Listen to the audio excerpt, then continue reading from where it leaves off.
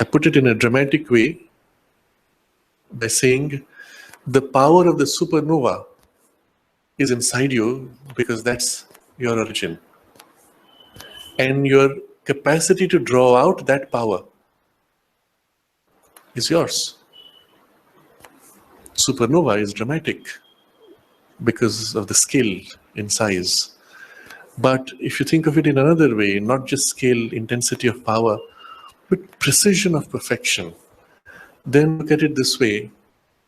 The perfection with which the divine has arranged everything in nature, that same perfection and precision is possible within you in the tiniest detail of your action, in the tiniest detail of your own body, in your thoughts, in your emotions, in your actions, in your speech. Everything can be perfectly cast. Not artificially, not by the mind trying to arrange, but in a spontaneous flow, the way nature does it. When nature grows this flower, and you can see here so many kind of flowers, perhaps even from the same tree, and although there is a distinction and uniqueness between each one of them is made with such precision and such perfection.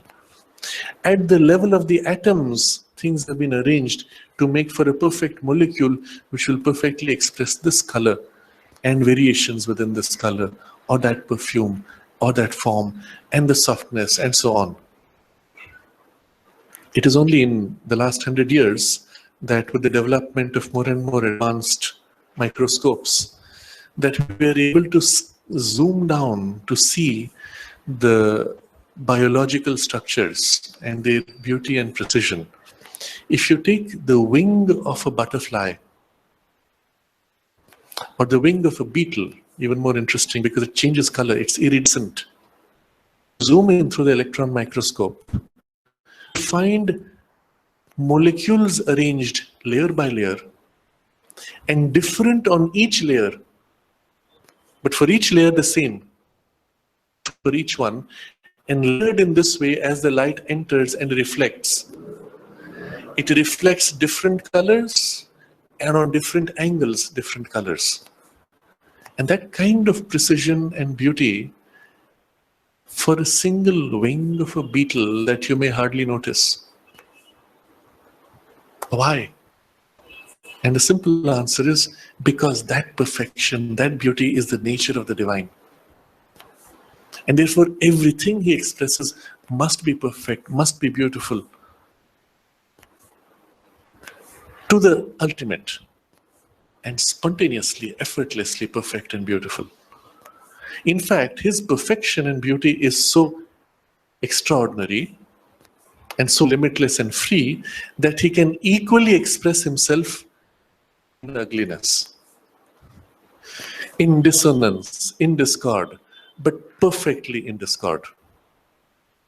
You will see in certain scenes that you find in nature. You look at the whole scene, let's say a Himalayan landscape. Beautiful, strikingly beautiful. And then you pick up one rock and look at the shape of the rock. It's not symmetrical. There's no obvious structure in it. It's weather-worn. The whole totality of it is somehow extremely beautiful, but if you take any part of it, you cannot find in it something distinctly which makes it beautiful. It is like that. How can that be? In the human expression of art, you will find some artists who specialize in creating experiences which involve extreme dissonance, chaotic energy. You enter the space of the art, or you look at that picture, and you can feel these energies clashing and very disturbing. Of course, in their consciousness, they have that energy, and that's why they're able to express it. So initially, I used to have a strong reaction. I would want to get away. It's not good art. And then I realized that's not the meaning of art. The true sense of the artist to this is that he's able to bring out that particular experience so perfectly. An experience where you enter and look and you feel so enormously uncomfortable you want to run away. But it's done with perfection, with precision. And it is something like this which you see even in nature. Of course, you do not find ugliness in nature. But when the human being comes, he can make things extraordinarily ugly. But that capacity to make ugly, or for the divine to be able to express through ugliness equally, of the play, of the precision and beauty and the skill with which she does. Everything is perfectly done, even when it shows aspects superficially of the opposite of what the divine is. When you experience chaos, the chaos is perfectly set. I've mentioned this before. When you look at the mathematics of, you take a pile of sand, and depending on the area which is and the number of grains, you can make a mathematical relation.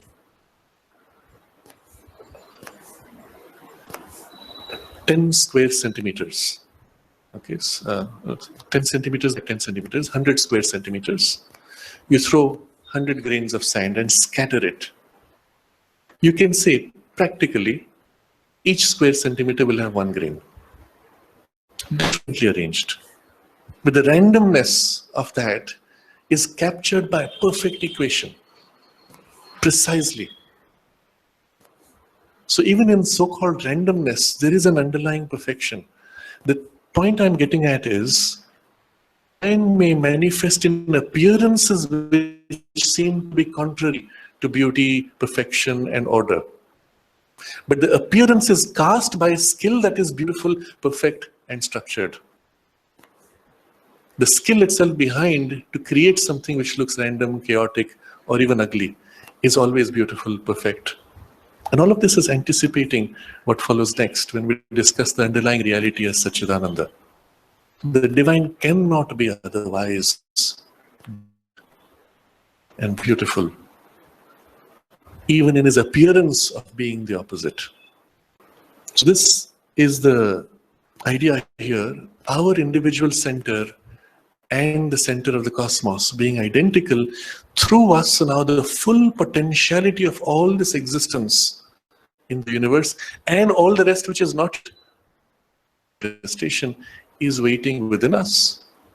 And with the same spontaneity, power, skill, perfection, and beauty that is natural to that, working through us. Especially the aspect of spontaneity. It doesn't mean you have to make an effort. It is what you are perfectly through you.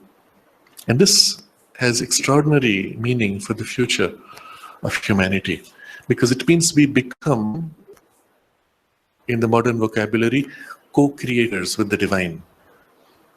Or we become focal points for the divine to act directly. It is the fulfillment of our self-existence and at the same time the fulfillment of our cosmic existence, of the individual in himself and of the individual in his relation to the cosmic many. Now here's the interesting thing. Not only we become focal points, each one of us being focal points, and each of them in relation to each other, a collective manifestation of that extraordinary capacity. Now, why this is important is because then through these individual focal points and the collective focal points and their relationships with the whole universe, things can be brought into manifestation been otherwise. If you see how the human mind is able to take the same grain of sand, rearrange it to create a computer chip, is able to create in metal forms and shapes which could not have been created in the processes that nature currently has. We would say humanity is the next creator. The truth is not that. The truth is nature created us in order to create these things through us. So she's still working through us. It's the divine will working through us still. But the ability to do some things which could not be done before by the limited existing processes are now available with the human mind and human power of action through hands and so on. Now take that up one more level. A consciousness which knows its oneness with the divine now directly bring into manifestation things which cannot be done or even conceived of by the creative power of the mind and all its skill and technological abilities. Such would be the nature of the further possibilities which could be brought into manifestation. And then things which are still for the universe even to think of. Now, such things waiting in further levels beyond. So it is at the same time the fulfillment of our self-existence and at the same time the fulfillment of our cosmic existence. Between these two terms, there is no irreconcilable opposition. Why is Sri Aurobindo using a negative term, no irreconcilable opposition? Why not say there is perfect harmony and unity? Because the point he is suggesting by putting a negation is have the sense of separateness. You can still play at the sense of separateness, but it is no more irreconcilable. Within you, somewhere inside, you know the oneness of it, and the rest is only a play in the appearance. Rather, our own self and the self of the cosmos, having been discovered to be one, there must be between them an intimate unity. And for the purpose of the play, we may pretend that, not having that unity. It's a very interesting conversation of the mother. She's speaking to the students in the playground. Somebody asks her, Mother, why do you want us to come and tell you of what happens here? Don't you already know? Why do people come to report to you of the activities in the ashram? Don't you already know about them? And she says, yes. I don't need to hear from you what's happening. I already know. But I have to meet you in order to tell you what you should do. So the necessity for the department heads meeting her is only for her to be able to tell them what needs to be done. And then she says, if I told you directly, you wouldn't be able to hear. Right? From the consciousness within, you wouldn't be able to hear. So I have to tell you in this way. Not only that, you wouldn't be able to hear, you might even end up doing the opposite thing and blame it on me. She has to meet them in order to instruct them. But, she says, people still want to tell me. And so at first I tell them, yes, I know. But they say, no, Mother, I haven't told you. You don't know yet. And then they want to tell again in detail. And so Mother actually says in that conversation, and so I keep quiet. I wait for them to finish quickly. They take too long, then I tell them, okay, I know. And still they want to convince me that I don't know. And eventually I have to tell them, all right, I know it already, this is what you must do. And then they get confused. How does Mother know? We didn't tell them. And they get very confused. And she's describing all this in the conversation in the playground.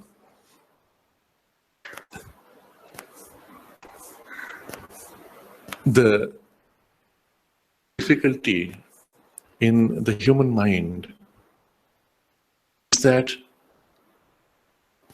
we think our experience of the cosmos is the only way it can be experienced.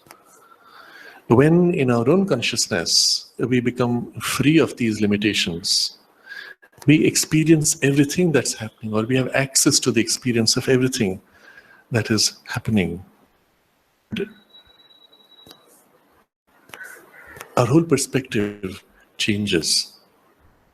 To this because The mother, when she used to thus interact with people, she operated from a completely different way. And yet she had to tune herself down to a level which was accessible and manageable for the people that she had to deal with. First, using those words in this particular way because otherwise they wouldn't understand. And second, having to suffer listening to their wrong, partial, one-sided, and sometimes outright false reports, knowing full well that they were wrong, partial or one-sided or false. Still having to sit through that, listening to it, and then tell them what is it that needs to be done. In many cases, as a concession to their insistence, she would even accept their because that was the only way that she could maintain that relationship of trust and hold the allegiance necessary for something else which was more important to be done. So there is an adaptation involved when there are two completely different levels of consciousness. And I'm saying this because of this text. Our own self and the self of the cosmos, having been discovered to be one, there must be between them an intimate unity. And the self of the cosmos and the way it sees and the way it acts and our separate fragmented self are completely different. But once our individual self is one with the self of the cosmos, the whole working, the whole relationship with the universe, everything is differently felt and experienced. When we interacted with the mother in this way, it's that which we have to see. She was operating from that consciousness which was already one with things and knew everything and worked seeing constantly the perfect alignment with everything necessary. And then she saw these little pieces who were out of alignment. Knowing full well exactly how to place them in alignment, she had to nudge them against their resistance and they would slip back into their old ways. But that was part of her work. And I'm showing this because to give us a sense of how the perspective from that station would be and how the perspective from this station is. We are like little pieces, like ants running around on the floor, meaninglessly, aimlessly. And you look from above and you see the full picture. You know exactly where you have to go, exactly the full roadmap, everything necessary. Inside out for each person. And all that's necessary is the slight correction and everything would fall into place. That's precisely what we instinctively in our fragmented consciousness resist by habit. And as long as we're stuck in this slight distortion, which has a ripple effect in all the other distortions, we are out of sync. So for the mother to make that correction was very easy. But for us to allow that correction to be made or to retain the correction made was very difficult. And so it was a common experience of everybody who met the mother. First meeting, it was as if she would penetrate right through deep into you and do something. And after that, your whole life changed, your whole perspective changed. It lasted sometimes for a few hours, sometimes for 3 days, typically. Faded, and you went back to what you were. Changed by the impact of the experience, now falling back to what you are. And you see how easily she could switch that right relation. But you couldn't retain it. And that's why then the rest of the journey to be made. So just to give a sense of how the whole perspective of consciousness and the experiences from these two poises. But when thus united, the individual and the cosmic having been united, this is how one sees. In fact, this is really getting to the heart of the process, the key, the insight which will give us the key. In fact, all these opposite terms are merely general conditions for the manifestation of conscious being, who is always one, not only behind, but within all conditions, however apparently opposite. Very simply stated, but capturing a huge shift in a perspective, in our perspective. So all these opposite terms we've been discussing is made up of these extremes pulling as if each in its direction. Oneness, multiplicity. Impersonality, quality. Qualityless, quality, etc. And because of these extremes stretched out like that, the whole expanse and extension of the cosmos becomes possible. The more extreme these limits, the more expanded, varied, and rich the possibilities of experience in the cosmos. And therefore, since the divine is infinite possibility, these extremes are as if infinitely opposite in each direction. Combinations, therefore, allow for an infinitely rich all possibility in the manifestation. So, these opposite terms, each of them you can see as if as axes pulling, creating a rich multidimensional world experience, are merely general conditions for the manifestation of conscious being. You need these things in order for the conscious being to be able to manifest and express itself in a cosmos. So let's take another example to amplify this idea. You could, so let's say you are now the child creator. You take a pencil and a paper and you draw your world. You draw a little house, you draw people, stick figures, whatever it is. Now your people live on the paper sheet. So the movement possible to them, they can move around. When they come to a house, they bump against the edge of the house. And unless the edge opens, they cannot enter it.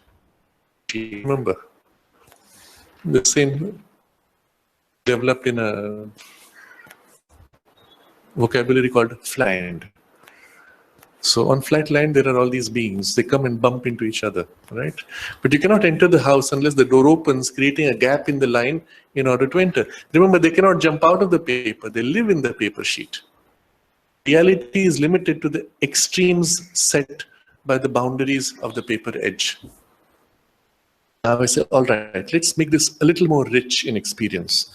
So my paper sheet now, I stretch upwards into a third dimension and make it a cube.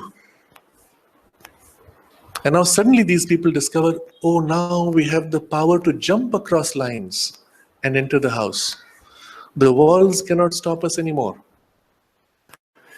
A liberated consciousness is now able to do things which it could not do before. But you can create new walls, now spaces, cubes. You cannot enter unless a gap opens, a door opens to enter it. And at that point, you could take this cube land and stretch it into fourth dimension, where now I can enter inside the cube without cutting it open. Isn't it? The same thing. Now, how rich will you make the world? How many dimensions will you add? It's infinite. If divine wants to manifest himself infinitely, well, he could make a world which is infinitely dimensioned. Well, this gives you the sense of why there are these opposite terms. They are the boundaries set, stretching the extent of reality. Like the picture we've drawn, where you have lines, boundaries. The line is not a true boundary because there's always something outside the line. The reality of this cosmos is without boundaries, but at the level of principles setting limits. But not limits, stretching infinitely in each direction. That's the beauty of the creative genius. Creator. He's not set boundaries and dimensions to just layer upon complexity upon complexity. He's taken fundamental states of consciousness. Personal. Oneness, many. Qualityless, quality. And by stretching everything, all reality between these extremes, there is an infinitely rich, infinitely capable experience possible. By who? By the one who is transcendent always. Condition in which he is able to manifest himself. And in the manifestation, everything that takes place is coming out of him. Scope, limits set by these states of consciousness. And so the transcendent is always there, always one, not only behind, but within all conditions. So you take anything, the multiplicity or the transcendent is hiding behind there. The oneness, transcendent is hiding there. The qualityless, the transcendent is there. And everything in between is the transcendent playing at all the variations between them. And you see, because this is at the level of essential principles of consciousness, it is free of form. Everything in the cosmos on all levels of consciousness is as if formed by the stretching of these extremes. That's why he calls them poles of existence. It's not boundaries, but states of consciousness. They allow for infinite expanses of experience. But always it is the same transcendent, not only behind supporting each of these states, but within, however apparently opposite. So this picture he gives in a very simple sentence captures something so extraordinary. I reread. In fact, all these opposite terms are merely general conditions for the manifestation of conscious being. Couldn't have created a condition for consciousness to manifest. A general conditions for the manifestation of conscious being in that transcendent. All this is taking place in the consciousness of the transcendent, who is always not only behind these conditions, but within all these conditions, however apparently opposite. So now you're seeing the transcendent like something which is an indescribable consciousness, putting itself into terms which are describable, experienceable, and interactable among themselves. And this is the manifestation that we experience. Always it is he, inside, around, behind, within each thing. And the original unifying stuff of them all, and the one substantial mode of them all, is that which has been described for the convenience of our thought as the Trinity of Satchitananda. Is coming to the crux, the key, the secret, which will allow us to have this reconciliation in our experience. So if this is the way the whole cosmos is made, original stuff from which this is created, remember it's consciousness. And for experience of consciousness, these poles of existence have been created. But what is the stuff out of which it was made?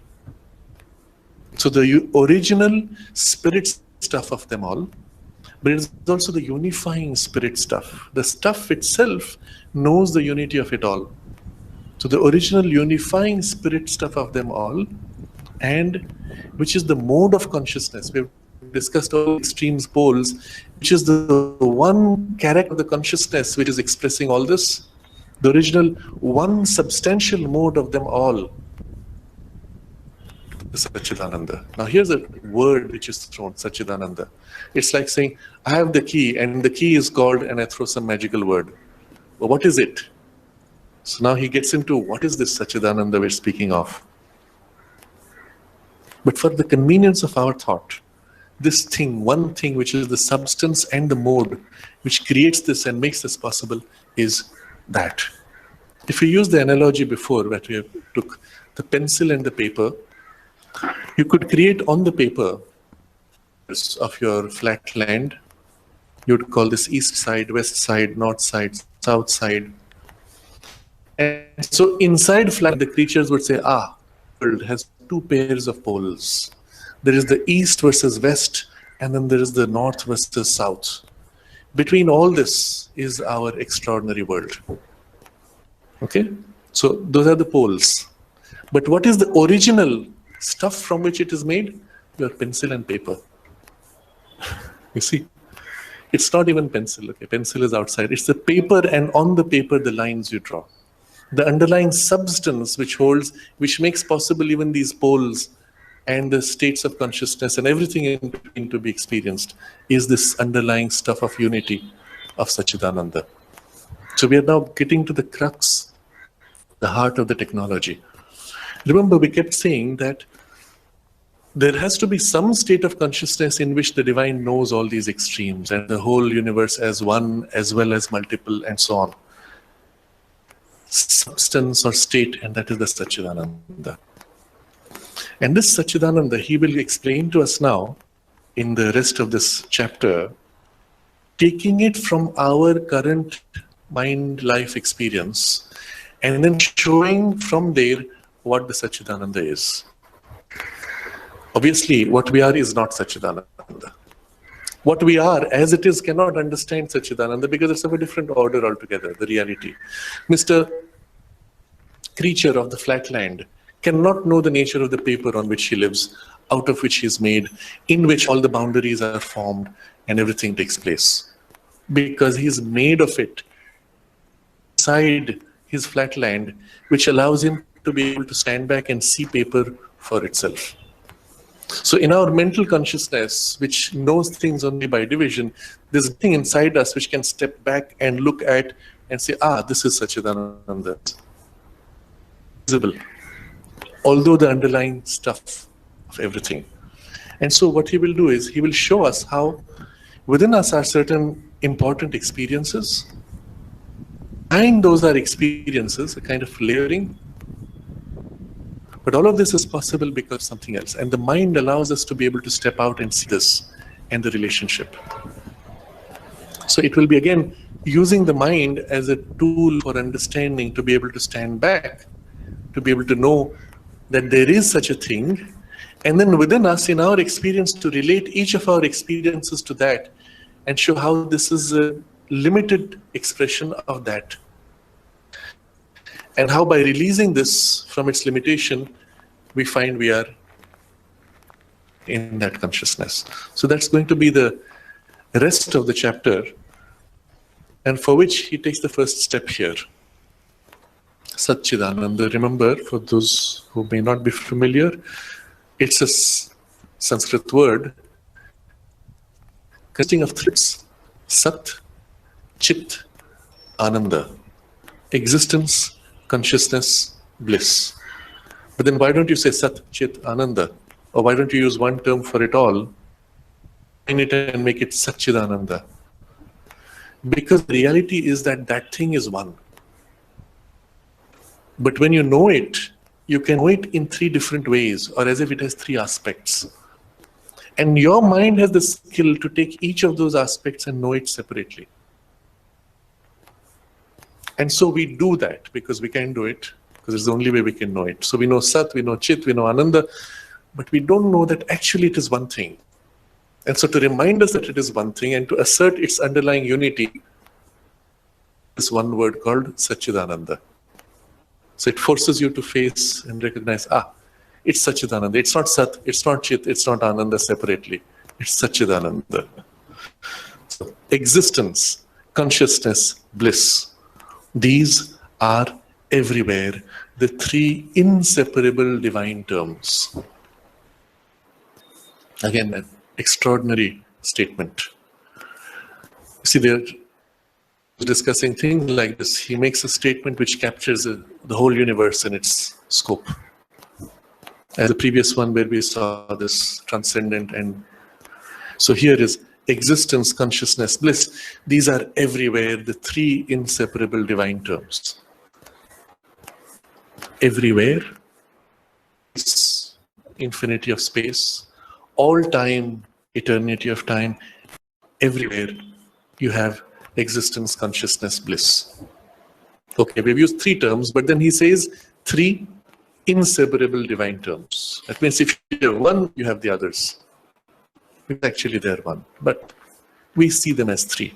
You cannot separate them because of that underlying oneness, but they are divine terms. They are not of the inside flatland experience. They are the substance of which this universe is formed. So, none of them is really separate. Mind and our mental experience can make not only the distinction, but the separation. And so, How does that work? In our mind, so let's first explore what the first idea is. All three are everywhere. So how is that? Everywhere there is existence. Simple, isn't it? If there was not existence, you wouldn't have somewhere. If you say this is somewhere, then it has to be exist, right? So the stuff of which everything is made is something which is existing. And then there is harder to recognize. We are able to recognize in living things, perhaps. Able by observing minutely that even in interactions in non-living things, at a minute level and across a large scale of time, there seems to be some kind of a conscious response, suggesting that perhaps underlying everything is an awareness. The bliss is everywhere, he says. Not so sure. I don't see it so obviously. But now he will show us how the mind separates these three, and then bit by bit he will lead us to recognize how actually these things are everywhere. But for a moment, let's set aside the skepticism of our mind just to see what things are like. Everywhere, in all space, in all time, it's as if the fabric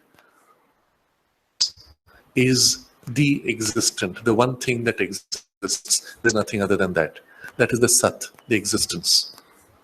That Sat, that the existent, is utterly conscious of himself and of his existence.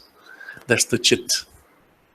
And that awareness of itself is a blissful self-awareness of its existence and of its consciousness. And the bliss is the consciousness, is the substance.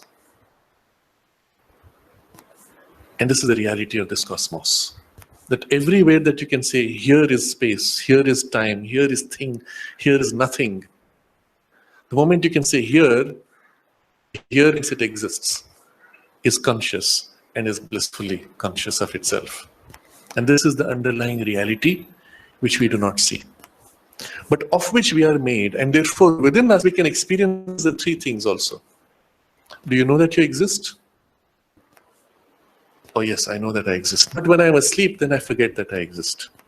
Not true. In your dream state, you know that you exist, and you think your dream is yourself, right? And he will give examples later, even when you're unconscious, apparently, there is a kind of thing that is there. But notice, when you say, I know I exist, you can say that because you're aware of your existence. And the awareness is now as if integral to the existence itself.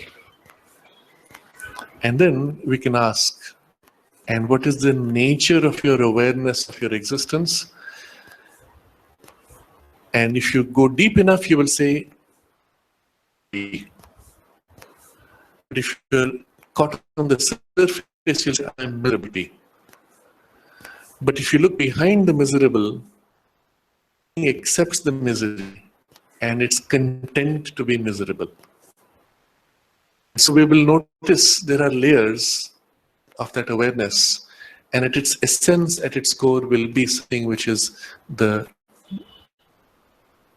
And Sri Aurobindo refers to this as the delight of existence. Each thing, there is the delight of existence. If it was not, the thing could not be.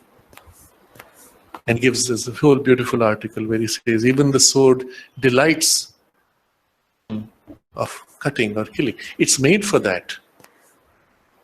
And in its use, it delights. Even in its being and misuse or non-use, it still delights. Otherwise, it could not be. Underlying everything, there is this supporting delight that holds its existence and its awareness. Even if our superficial part cannot see, our deeper parts can sense the truth of this. And so we will refer to this for the things we read. He gives an example. He says, none of them is really separate, though our mind and our mental experience can make not only the distinctions, but the separations. So in our mind's awareness, I can say, I am, I exist, I'm conscious, I'm intent as separate things. With skillful logic, he leads us. Mind can say and think, I was, but unconscious. For no being can say, I am, but unconscious. Interesting, isn't it? It can never say, I exist, but I'm not conscious I exist. In the very act of your exist is the awareness of the existence, which is the existence ultimately. But looking at the past, you can say, yes, I was, or at that time I was unconscious. But is it true? If you go deep enough, you're aware that you were then because something is in continuity in awareness. When I was very small, old, I don't remember it, but I know I exist. That means there was something which is continuing in the thread of awareness. The nature of the awareness was perhaps subconscious. In continuity, I couldn't say that I was, although I was unconscious. So when somebody the doctor puts me under anesthetic, I come out of the anesthesia and I say, well, the last 2 hours that I was unconscious, I don't remember anything. How do you know you were unconscious? I have the memory of losing consciousness, gaining consciousness. But if I observe carefully, the losing consciousness was like a sinking into self-loss and the emergence from self-loss. Where did it fade out? I don't know. It kind of fades out to something which is not part of my normal consciousness, but belongs to a lower consciousness, which retains in the body still the shock, and the body still holds its imprint as a memory. This can be demonstrated, and there are many modern experiments which perhaps we can refer to as we go along. So he says,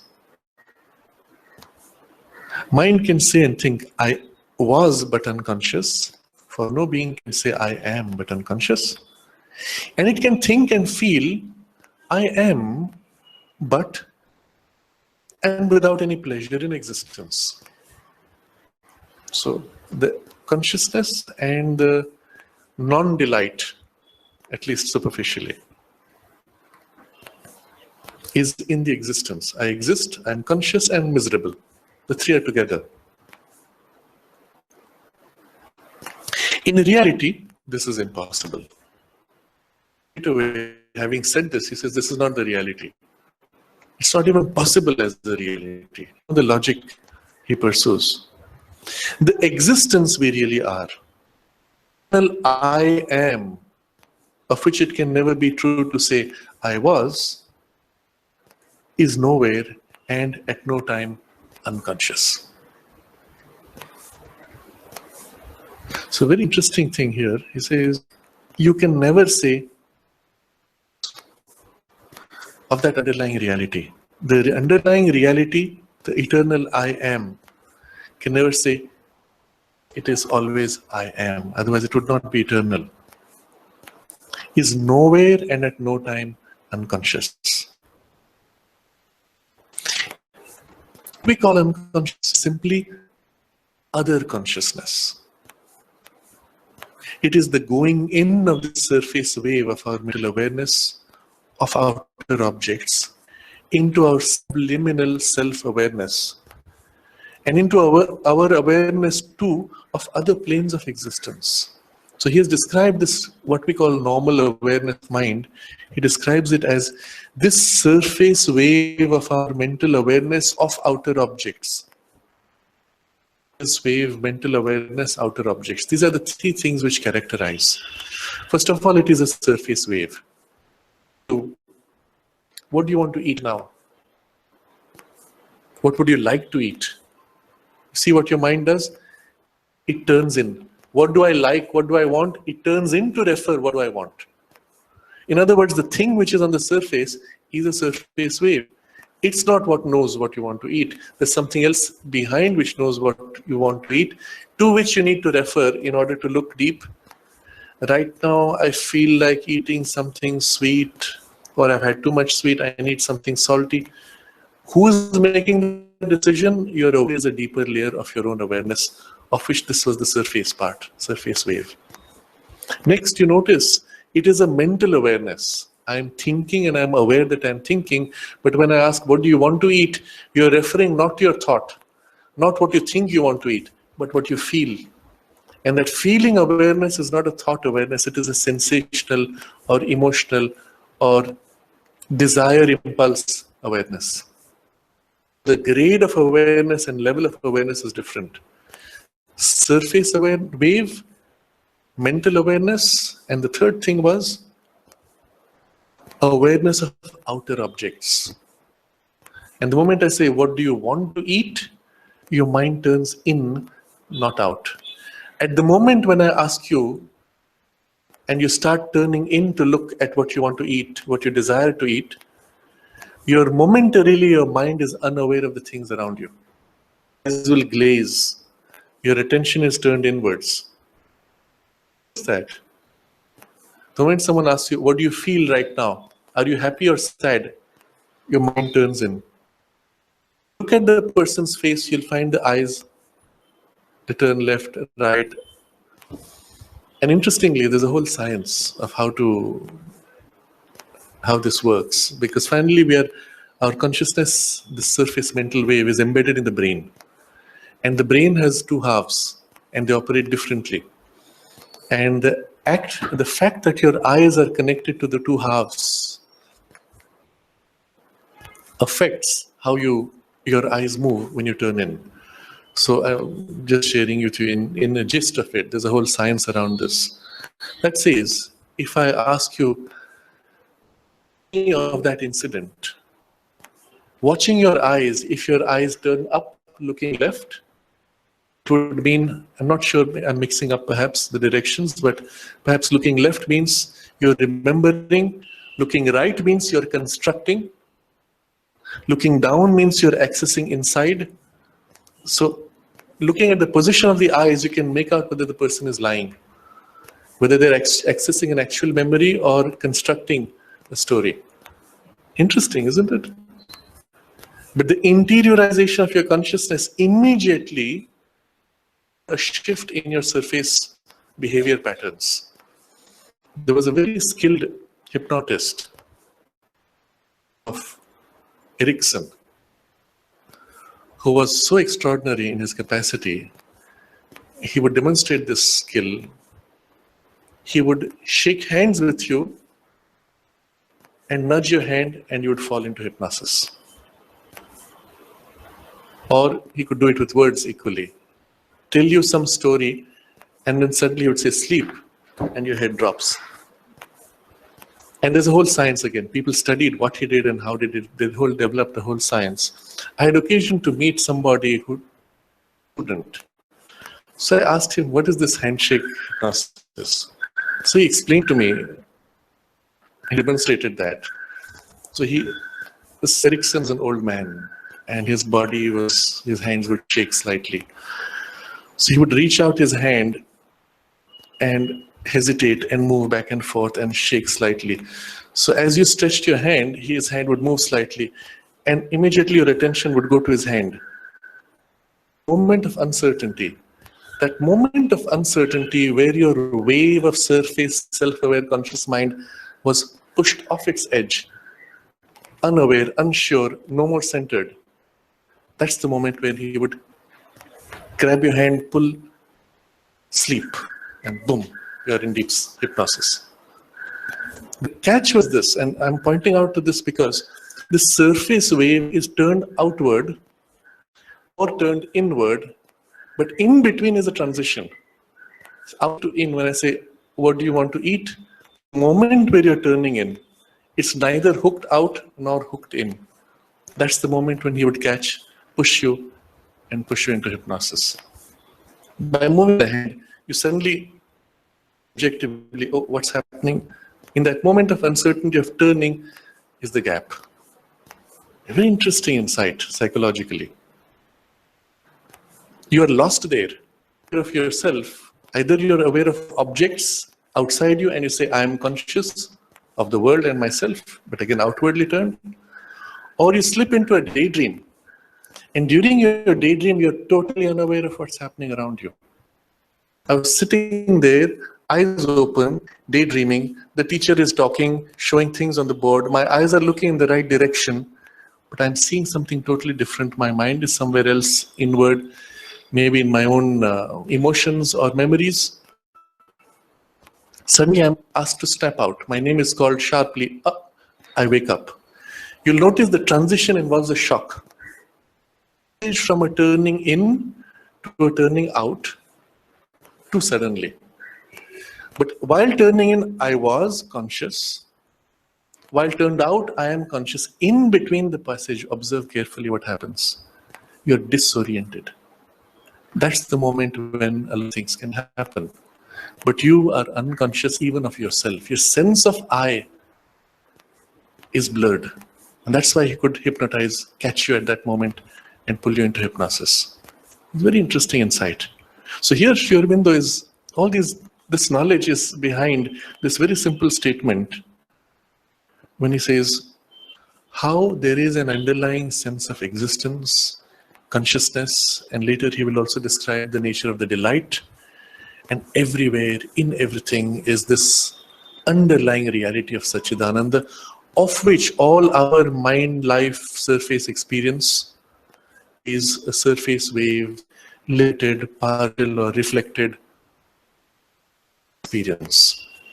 And the relationship between those two states will be explored for the rest of the chapter. Very interesting passage, which will continue next Friday. So we are now entering a very different perspective. After all the highly philosophical formulations and perspectives, Sri Aurobindo said, well, we need to get to this in experience. We need to find not only that center of freedom above, but now with that being able to enter, re-enter life and master it, the divine. And what is the means? What is the key? And for this, he now brings us to the underlying substance of which this whole cosmos is made, in which substance will be found the key, and in which consciousness, in state of consciousness, will be the link which will allow this and give us the understanding of how to attain. And so this is the description in the rest of this chapter, how the Satchitananda exists as the underlying substance, what is its relationship with our mind and surface personality, and how even in the midst of our life, when we may appear to be unconscious or suffering or whatever, behind our true nature is still existence, consciousness, bliss. That's us, always. We'll continue next Friday.